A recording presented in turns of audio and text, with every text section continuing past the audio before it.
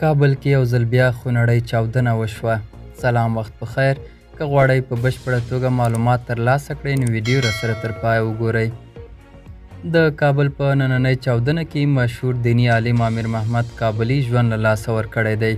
یوې باوري سرچینې تایید کړي چې په صدیقیه جومات کې د نننۍ چاودنې له امله د مشهور دیني عالم امیر محمد کابلي په ګډون شاوخوا 30 لمونځ کوونکي وژل شوي او تر 40 زیات ټپیان دي.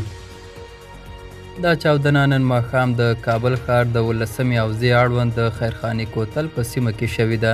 تر اوسه د دې پیښې مسؤلیت کومې وسلوالې ډلې نه دی منلی. دا و زموږ نننۍ چمتو شوې ویډیو.